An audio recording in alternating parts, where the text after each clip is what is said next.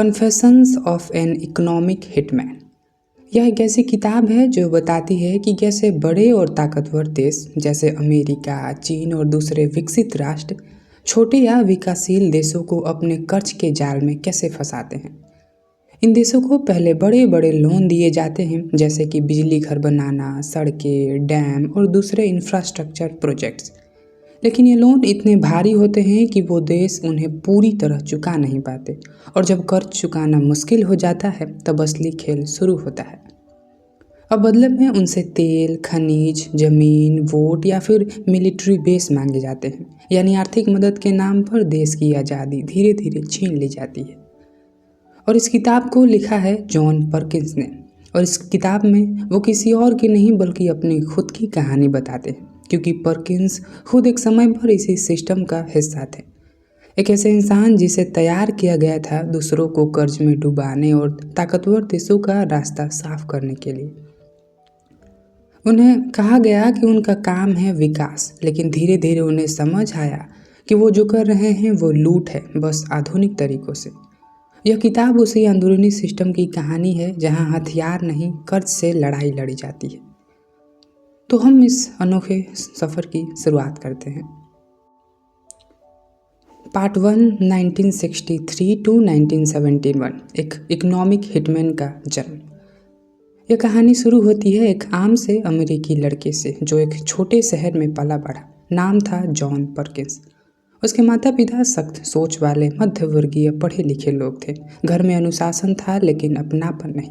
पिता एक boarding school में पढ़ाते थे जहां ज़्यादातर छात्र अमीर घरों से आते थे। वहीं परकिंस भी बड़ा हुआ, लेकिन कभी उनका हिस्सा नहीं बन पाया। वो खुद को हमेशा दो दुनियाओं के बीच फंसा हुआ पाता था, अमीर लड़कों की चमकती दुनिया और गांव के गरीब बच्चों की सच्चाई। वो गरीबों के साथ बड़ा हुआ, लेकिन उनके माता पिता चाहते थे कि वो उनसे दूर रहे। इस दूरी ने उसके भीतर एक गहरी खाली जगह बना दी जिसे वो लंबे समय तक समझ नहीं पाए। कॉलेज के दिनों में उसका झुकाव विद्रोह की ओर बढ़ता है। पढ़ाई में अच्छा होने के बावजूद वो पढ़ाई से ऊब जाता है, विद्रोही बन जाता है, अपने पिता के बगावत करता है और कॉलेज छोड़ देता है। फिर नौकरी करता है, शराब और पार्टी की दुनिया में घुसता है और उस समय से वियतनाम युद्ध से बचने के लिए वापस पढ़ाई में लौटता है।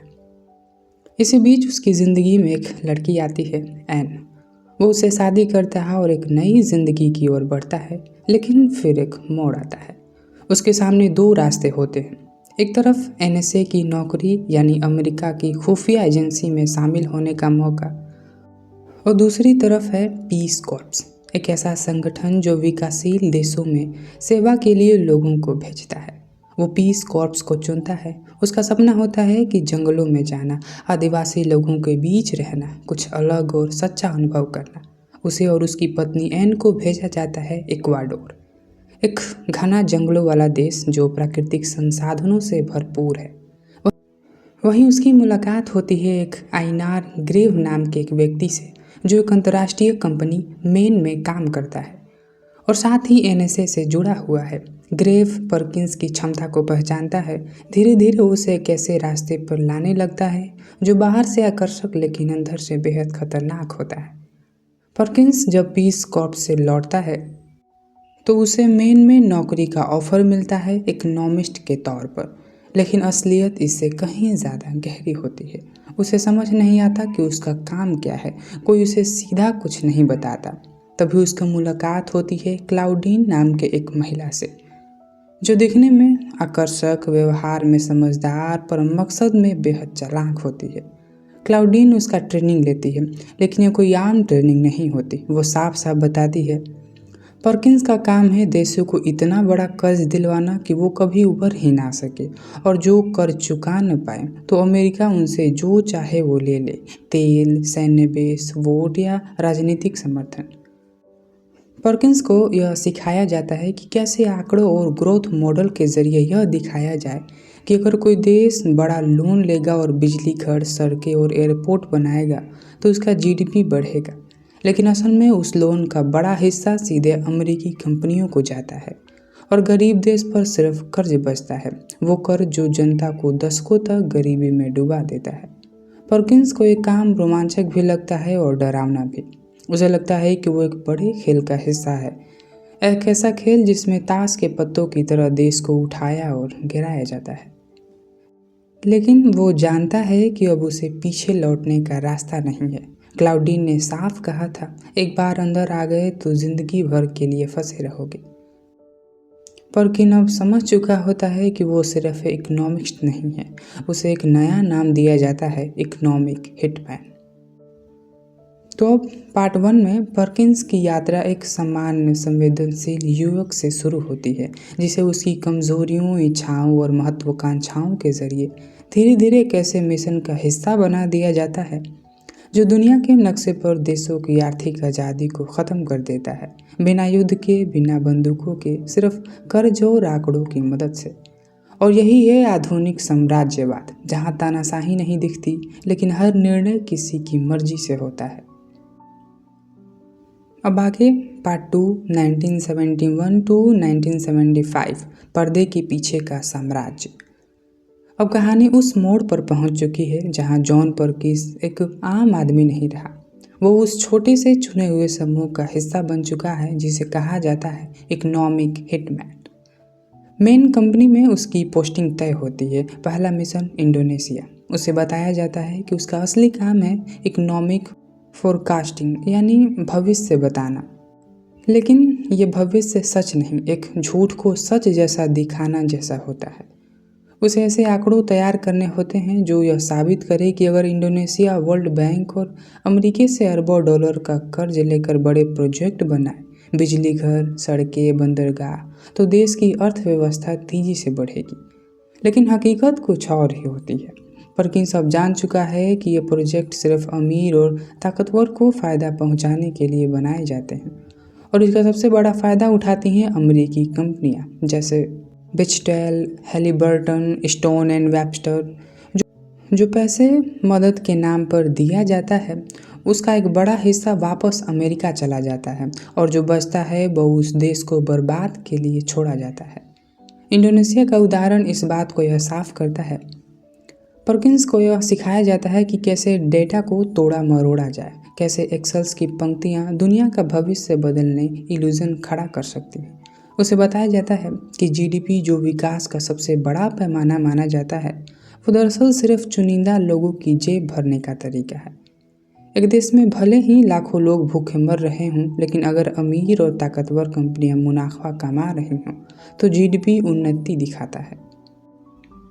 और इंडोनेशिया में परकिंस को पहली बार समझ आता है कि ये खेल कितना बड़ा है और कितना ख़तरनाक भी। लेकिन उसकी तरक्की हो रही है, पैसे मिल रहा है, सम्मान मिल रहा है, वो सवाल करना छोड़ देता है। इसी दौरान उसकी मुलाकात होती है कई नेताओं से, सैन्य जनरल से, और उन लोगों से जो देश के नाम पर सत्ता चलाते हैं, लेकिन दरअसल अमेरिका हितों के एजेंट बन चुके होते हैं। और परकिंस का काम का असली असर यही होता है, एक पूरा देश अमेरिका के दबाव में आ जाता है और बदले में अमेरिका को वहाँ से सब मिलता है जो वो चाहता है, संसाधन, तेल या राजनीतिक समर्थन। और अब परकिंस को अब समझ में आता है कि इकोनॉमिक हिटमैन का काम सिर्फ लोन दिलवाना नहीं है, बल्कि वो एक अनदेखे युद्ध का हथियार है। अगर कोई देश या नेता इस सिस्टम का हिस्सा बनने से मना करता है तो एक नया चेहरा सामने आता है, जिसे कहा जाता है द जैकल। ये वो लोग होते हैं जो CIA या दूसरी एजेंसियों के लिए काम करते हैं और जिनका काम होता है सत्ता पलटना, विद्रोह करना या हत्या करना। परकिंस देखता है कि कैसे पनामा और सऊदी अरब जैसे देश भी इसी जाल में फंसते हैं। पनामा के राष्ट्रपति ओमर तोरिजोस और इक्वाडोर के नेता जेम रोल्डोस जैसे लोग जो अपने देश को बचाने की कोशिश करते हैं, उन्हें हटाने के लिए दूसरा रास्ता अपनाया जाता है, और अक्सर वो रास्ता उनकी मौत तक ले जाता है। इस पार्ट में एक बहुत ही महत्वपूर्ण मोड़ आता है, सऊदी अरब के साथ हुआ एक गुप्त समझौता। परकिंस और उसकी टीम सऊदी अरब को एक ऐसे समझौते के लिए तैयार करती है जिसमें अमेरिका सऊदी को सुरक्षा, हथियार और इंफ्रास्ट्रक्चर देगा। बदले में सऊदी अरब सारा तेल डॉलर में बेचेगा और अमेरिकी नीतियों को मानेगा। यह डील इतिहास की सबसे बड़ी आर्थिक चालों में से एक होती है, और यहीं से शुरू होता है पेट्रो डॉलर सिस्टम, जिसने दशकों तक अमेरिकी प्रभुत्व को बनाए रखा।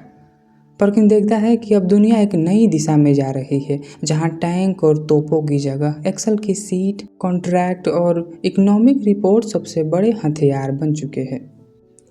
और जैसे जैसे परकिंस की बाहरी सफलता बढ़ती जाती है, उतना ही उसके अंदर एक बेचैनी पनपती है। उसे लगने लगता है कि वो जिन रिपोर्ट्स पर साइन कर रहा है वो केवल कागज पर विकास है। और फिर जैसे जैसे परकिंस की बाहरी सफलता बढ़ती है, उतना ही उसके अंदर एक बेचैनी पनपती है। उसे लगता है कि वो जिन रिपोर्ट्स पर साइन कर रहा है वो केवल कागज पर विकास है, लेकिन असल में वो भूख, बीमारी और गरीबी बढ़ा रहे हैं। वो जानता है कि वो झूठ बोल रहा है, लेकिन वो ये भी जानता है कि अब वो बहुत दूर निकल चुका है। क्लाउडीन की ये बात उसके मन में गूंजती रहती है, एक बार अंदर आ गए तो जिंदगी भर के लिए अंदर ही रहोगे। तो अब इस हिस्से में परकिंस पूरी तरह इकोनॉमिक हिटमैन बन चुका होता है। वो देखता है कि कैसे अमेरिका ने कर्ज, विकास और विदेशी सहायता जैसे शब्दों को आधुनिक हथियारों में बदल दिया है।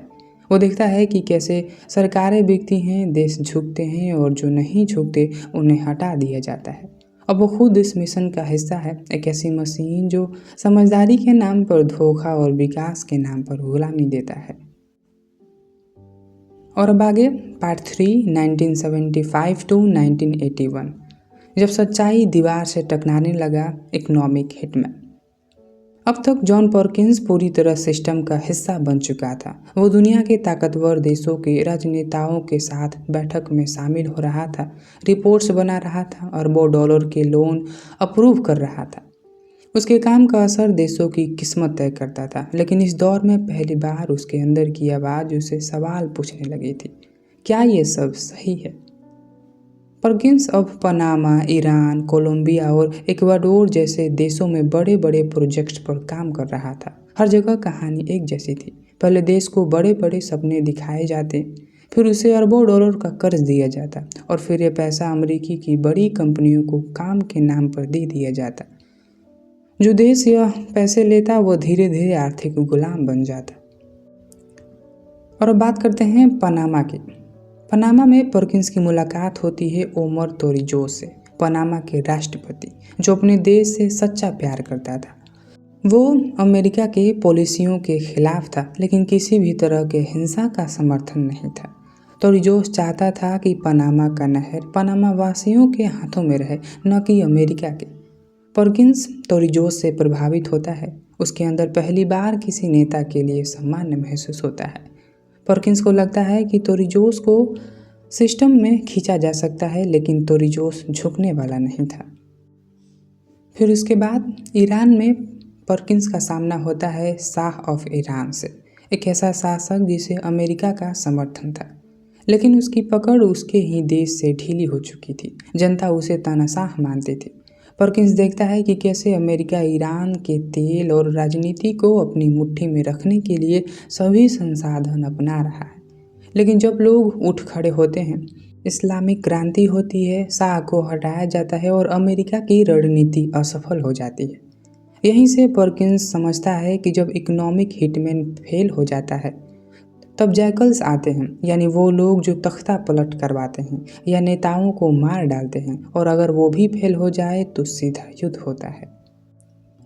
फिर उसके बाद कोलंबिया में परकिंस देखता है कि कैसे तेल कंपनियां सरकारों को नियंत्रित करती हैं, और इक्वाडोर में प्रेसिडेंट जैम रोल्डोस सामने आता है, एक और ऐसा नेता जो अपने देश को बचाना चाहता था। रोल्डोस भी तोरिजोस की तरह अमेरिका के दबाव में नहीं आना चाहता था। परकिंस को लगता है कि शायद ये नेता वाकई बदलाव ला सकते हैं। वो खुद अंदर से टूटने लगता है, लेकिन अब वो एक ऐसी मिशन का हिस्सा है जो सिर्फ दो चीज़ें जानती है, नियंत्रण और दबाव। फिर अचानक एक दिन एक खबर आती है, जैम रोल्डोस की प्लेन क्रैश में मौत हो गई। कुछ ही महीने बाद ओमर तोरिजोस भी प्लेन क्रैश में मारे गए। परकिंस का दिल दहल जाता है। यह कोई दुर्घटना नहीं था, यह उन लोगों का काम था जो पर्दे के पीछे से फैसले लेते हैं। जैकल्स काम कर चुके थे। परकिंस खुद को अपराधी जैसा महसूस करने लगता है। वो सोचने लगता है, क्या मैं भी इन मौतों का जिम्मेदार हूँ? अब वो उस मोड़ पर खड़ा है जहाँ या तो वो इन सबको नज़रअंदाज कर सकता है और ज़िंदगी भर पैसे और पावर में डूब सकता है, या फिर सब कुछ छोड़कर सच का सामना कर सकता है, लेकिन निकलना आसान नहीं होता। उसकी कंपनी उसे और भी ऊंचाई पर ले जा रही थी, नए देश, नए डील्स और बड़ी तनख्वाह। लेकिन अब उसे हर मीटिंग में, हर प्रेजेंटेशन में मौत की गंध आ रही थी। उसे लगता है कि वो जो ग्राफ बना रहा है, जो लोन वो अप्रूव करवा रहा है, वो किसी देश को आत्महत्या के लिए मजबूर कर रहा है। वो बीमार लगने लगता है, मानसिक रूप से थक चुका होता है और आखिरकार वो खुद से हार मान लेता है। और फिर आगे 1970 के दशक के आखिरी वर्षों में परकिंस मेन कंपनी से इस्तीफा दे देता है। यह फैसला आसान नहीं था, लेकिन ज़रूरी था। वह खुद को बर्बादी के रास्ते से खींच लाना चाहता है, लेकिन वो जानता है जिस सिस्टम का वो हिस्सा रहा है वो अब भी जिंदा है, और पहले से कई ज़्यादा ताकतवर भी। तो यह हिस्सा जॉन परकिंस के भीतर की लड़ाई को दिखाता है। अब वो सिर्फ इकोनॉमिक हिटमैन नहीं है, वो एक गवाह है उन साजिशों का, उन हत्याओं का जो विकास और लोकतंत्र के नाम पर होती हैं। इस पार्ट में वो दो महान नेताओं को खोता है, और खुद को खोने से पहले वो सिस्टम से बाहर निकल आता है। लेकिन कहानी यहीं ख़त्म नहीं होती। अब हम पहुंच चुके हैं उस अंतिम हिस्से पर जहां जॉन परकिंस न केवल पीछे मुड़कर देखता है, बल्कि आगे की दुनिया को समझने की कोशिश भी करता है। ये है उस किताब का सबसे चेतावनी देने वाला हिस्सा, जहाँ एक इंसान अपनी ज़िंदगी की परतों को खोलकर दुनिया से कहता है, जो मैंने देखा वो अब भी चल रहा है, और ज़्यादा खतरनाक रूप में। तो आगे पार्ट 4, 1981 प्रेसिडेंट। पर्दे के पीछे आज भी जिंदा है यह साम्राज्य। मेन कंपनी से इस्तीफा देने के बाद जॉन परकिंस मान लिया कि वो इस खेल से बाहर निकल चुका है। उसने खुद को उस गंदी दुनिया से अलग कर लिया था, जहां देश को लोन के जाल में फंसाकर अमेरिका अपने फ़ायदे के लिए उनका शोषण करता है। लेकिन बाहर आकर वो जो देखता है वो और भी ज़्यादा भयावह होता है। परकिंस को यह एहसास होता है कि यह सिस्टम कभी भी किसी एक इंसान पर निर्भर नहीं था, वो सिर्फ एक मोहरा था। उसे हटने से कुछ नहीं रुका, बल्कि अब यह सिस्टम और ज़्यादा संगठित और ज़्यादा परिष्कृत हो चुका है। नए इकोनॉमिक हिटमैन आ चुके हैं, जिनके पास बेहतर तकनीक, ग्लोबल नेटवर्क और मीडिया का सपोर्ट है। अब अमेरिका किसी देश में सीधा हमला नहीं करता, अब हथियार हैं। World bank, IMF, corporate loan और निजी कंसल्टिंग फर्म। और अगर कोई देश फिर भी नहीं झुके, तब भी वही पुराना सिस्टम काम करता है। पहले इकोनॉमिक हिटमैन भेजा जाता है, फिर जैकल्स और अंत में युद्ध। परकिंस देखता है कि अब देशों को लूटने का तरीका थोड़ा सभ्य और पेशेवर दिखने लगा है, जैसे निजीकरण यानी प्राइवेटाइजेशन, संरचनात्मक सुधार यानी स्ट्रक्चरल एडजस्टमेंट, और विकास सहायता यानी डेवलपमेंट एड जैसे शब्दों के पीछे छिपी असलियत अब भी वही है। गरीब देशों को कर्ज में डुबाकर उनका नियंत्रण लेना। इन टर्म के पीछे छिपा है वही राजनीतिक दबाव, वही कॉरपोरेट कब्जा और वही जनता की अनदेखी। परकिंस हमें बताते हैं कि कैसे 1990 के दशक में और फिर 2000 की शुरुआत में यह सिस्टम पहले से कहीं ज़्यादा तेज़ी से फैला है। लैटिन अमेरिका, अफ्रीका, एशिया और हर जगह एक ही मॉडल। पहले कर्ज दो, फिर उस देश के संसाधनों पर कब्जा करो, और फिर उस देश की सरकार को इस कर्ज के बदले नीतियाँ बदलने के लिए मजबूर करो। और यही हुआ था इराक में भी। ईयर 2003 इराक युद्ध, जिसे दुनिया ने अमेरिका द्वारा डेमोक्रेसी लाने का मिशन समझा, लेकिन परकिंस साफ कहते रहे, ये एक क्लासिक उदाहरण है उस मॉडल का, जिसमें पहले इकोनॉमिक हिटमैन भेजे गए सद्दाम हुसैन को मनाने के लिए। वो नहीं माना तो जैकल्स कोशिश में लगे, और जब वो भी असफल हुए तो अमेरिका ने सीधे हमला कर दिया। इराक में युद्ध कोई आतंकवाद के खिलाफ लड़ाई नहीं थी, बल्कि तेल नियंत्रण और शक्ति प्रदर्शन की लड़ाई थी। एक ऐसा देश जो अमेरिका की बात नहीं मान रहा था, उसे मिट्टी में मिला दिया गया, और इस प्रक्रिया को पूरी दुनिया के सामने न्याय के नाम पर परोसा गया। और यहाँ पर परकिंस एक महत्वपूर्ण बात बताते हैं, कॉरपोरेट तानाशाही की शुरुआत। परकिंस अब महसूस करता है कि ये खेल अब सिर्फ देशों तक सीमित नहीं रहा, अब तो ये पूरी दुनिया पर कॉरपोरेट नियंत्रण का मॉडल बन गया है। आज एक आम आदमी के जीवन पर किसी राष्ट्रपति से ज़्यादा असर डालता है बड़े बैंक्स, तेल कंपनियां, फार्मा कंपनियां, मीडिया हाउस और टेक जायंट्स। अब सरकारें जनता के लिए नहीं, इन कंपनियों के लिए काम करती है और ये कंपनियां अपने इकोनॉमिक हिटमैन और राजनयिकों के ज़रिए दुनिया भर के कानून, नीतियां और भविष्य तय करती हैं। ये एक कॉरपोरेट साम्राज्यवाद है जहां युद्ध भी व्यापार है, शिक्षा भी व्यापार है और बीमारी भी मुनाफे का साधन है। और अब इस आखिरी हिस्से में पर्किंस खुलकर मानता है कि उसने जो किया वो गलत था। वो जानता है कि उसका काम कई देशों की गरीबी और राजनीतिक अस्थिरता की वजह बना, लेकिन वो कहता है कि उसके जैसे कई लोग हैं जो अब जाग चुके हैं और वो दुनिया को ये सब बताने के लिए तैयार हैं। वो ये भी बताते हैं कि ये लड़ाई अभी ख़त्म नहीं हुई है, बल्कि ये आज भी हमारे चारों ओर हो रही है, बिना हथियार, बिना धमाके, लेकिन उतनी ही खतरनाक है। वो हमें चेतावनी देते हैं, अगर हम भी ये सब नहीं समझे तो आने वाला समय न सिर्फ गरीब देशों के लिए बल्कि पूरी मानवता के लिए खतरनाक हो सकता है। तो इस पार्ट 4 में जॉन पर्किंस अपने अंदर की लड़ाई से बाहर निकलता है और पूरी दुनिया के सामने एक आईना रखता है। वो बताते हैं कि सच्चाई अब भी हमारे बीच है, लेकिन हम उसे विकास, सहायता और शांति जैसे शब्दों में ढका हुआ देखना पसंद करते हैं। वो कहते हैं कि असली बदलाव तभी आएगा जब लोग सच से भागना बंद करेंगे और अपने अपने स्तर पर इस सिस्टम के खिलाफ आवाज़ उठाएंगे। और अब बात करते हैं कंक्लूजन की। जॉन पर्किंस की कहानी सिर्फ एक इंसान की आत्मकथा नहीं है, यह एक गोपनीय युद्ध का खुलासा है।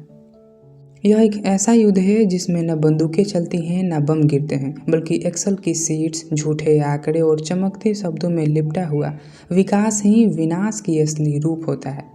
पर्किंस हमें दिखाते हैं कि आधुनिक साम्राज्यवाद अब टैंगों से नहीं आता, वो सूट बूट और डिग्रियों में आता है। वो वर्ल्ड बैंक की रिपोर्ट में छुपा होता है, फोर्ब्स की लिस्ट में चमकता है और कभी कभी फॉरेन एड के नाम पर दस्तक देता है। जिसे हम ग्रोथ कहते हैं वो कहीं किसी गांव में पीने का पानी छीन रहा होता है। जिसे हम डेवलपमेंट कहते हैं वो किसी देश की आत्मा को गिरवी रख चुका होता है। पर्किंस की ज़िंदगी हमें सिखाती है कि गलती सिर्फ करने में नहीं, चुप रहने में भी होती है। वो जब चुप रहा तो देश डूबते गए, जब उसने देखा और कुछ नहीं किया तो नेता मारे गए, और जब उसने लिखना शुरू किया तब जाकर एक दरवाज़ा खुला।